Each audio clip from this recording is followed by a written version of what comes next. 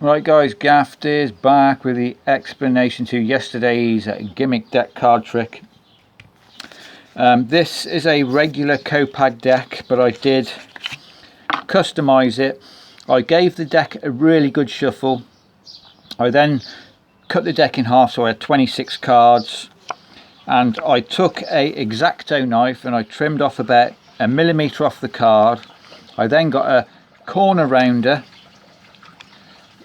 and rounded off all the corners. Now the corner rounder was from a stationer. Anywhere, any good stationery shop will sell a corner rounder, and this was about £1, so it's not expensive. So you're going to trim down 26 cards and then round the corners off. The other 26 cards, which are regular size, you're going to write your prediction. In my case it is the 10 of clubs. So every short card will be on top of a long card, and every long card will have your prediction written on it. So I've got 26 cards which say the 10 of clubs, and those 26 cards are regular size and they are covered with a short card, pretty much like a Svengali deck. I've just got a jack on the top of this, so I've got a couple of cover cards just so when you're taking it out of the box nothing flashes. Right, the way this trick works is because you've got the short card above the long card with the writing on it, when you dribble the cards they will see the red back, they won't see any of the writing. You can spread the cards at the beginning to show them it is a regular deck, and if you want you could even give the cards some cuts just to mix the order up, so the spectator can see the cards getting mixed up but all they are seeing is red back cards. You can do that because it's a kind of Svengali deck, it's a short card. Every other card is a short card, so it just covers the writing. Now the way I presented this trick was I'm going to maybe show the cards to the spectator and say, look, you can see they're all mixed up, I'm going to make a prediction. So you'll kind of make it look like you're looking through the deck to try and make a prediction. Square everything back up and just get a post-it note, or you could have this prediction written beforehand, whatever you like to do. Write your prediction down, put it off to the side so they cannot see it, and say, right, what we're going to do is I'm going to dribble the cards down. In fact, we'll do it face down so I can't see what you're choosing. And all you're going to do is dribble down till the spectator calls out stop. Now, because you don't want them to think you're doing a kind of dribble force, you can say, look, when they say stop, you can say, are you sure? Do you want me to drop a few more? If they say yeah, just drop a few more cards. And just as a little side note, I thought after, maybe when you write your prediction, don't bother with the of. Just put 10 clubs or whatever you're writing.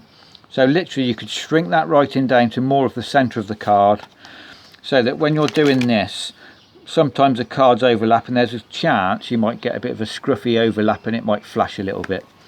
So maybe get rid of the of and just put 10 of clubs so you could shrink it more into the centre. When you write it, write your prediction, put this card aside, write another one, put it aside. Don't put them on top of each other straight away. Let the ink dry a little bit because you don't want it to show through on this. So this started out life as a regular Copag deck. I painstakingly, I have to say painstakingly, trimmed down about 1 millimeter off and then corner rounded them to turn it into a kind of Svengali deck. So right, let me just show you something crazy. I'm going to make a prediction. You could spread the deck like this if you want, make it look like you're looking for a card. Write your prediction down. You're literally just going to write the 10 of clubs. It can be whatever card you're going to force, but in my case 10 of clubs. What we're going to do now is dribble the cards down. You can call out stop anytime you like. Stop right here, you sure? You want to drop a few more? It's fine, I don't want to force it yet. Stop here. All you're going to do now is show them the card here, so they will see the ace of hearts. Put this back together. You can now say, look, the cards were mixed up at the beginning. You had a free choice to call out stop, and I even said, do you want to drop a few more, and you did. It's a bit windy, and we've landed on one card. Would you be impressed if the card I wrote down at the beginning is your card? You'll now turn over your prediction and it will be the 10 of clubs, and the spectator said no, it was the ace of hearts. Oh, balls. The ace of hearts. So what you're going to do now is go through the deck, find the ace of hearts, wherever it may be.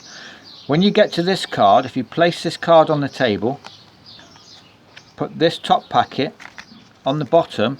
When you turn these over, they will be looking at a red Copag card, nothing suspicious. And you can say now, would you be impressed though if I had written your card down somewhere, or my card down somewhere? They're looking at the 10 of clubs, and wouldn't you know it, my predictions come right, because your ace is the only card with the 10 of clubs written on it. And you can spread the cards like this if you make sure your writing is in the center of the cards. But to be fair, they've already seen all the backs of the cards, there's no writing on them. So this trick is very similar to that trick I did the other day before I went on my holidays. But I thought, what can I got so many of these Copag decks, I thought, what can I do with it? So that's what I've done. So I'm going to place that back on top of there. I'm going to go through and find where my joker is. Wherever my joker is, I'm going to cut at that point, and the deck is ready set, because I've literally just got a couple of cover cards above the first card of writing. That's because when I take these out of the box, I've got a couple of cards just to make sure that I don't flash this writing. One more quick one. Make sure that the long card, which is the card the spectator is going to see, make sure you do not have a 10 of clubs in the deck. I mean, I have got a 10 of clubs in this deck somewhere, but I do think it is a short card, and the spectator is never going to choose this card. You don't want them to land on the 10 of clubs. In fact, it doesn't matter, does it? No, it needs, yeah, you don't want it to be the 10 of clubs, because you want that little bit of a kicker ending. You don't want it to be the same card they saw. You want it to make it look like you've made a mistake. So make sure that the 10 of clubs, or whatever card you're going to force in the deck, is one of the short cards. So that's how I did it, guys. Make sure to smash the like button, subscribe to the Gaffed Academy, and if you'd like to win this deck, check the link in the comments. We'll take you to the giveaway upload. So cheers.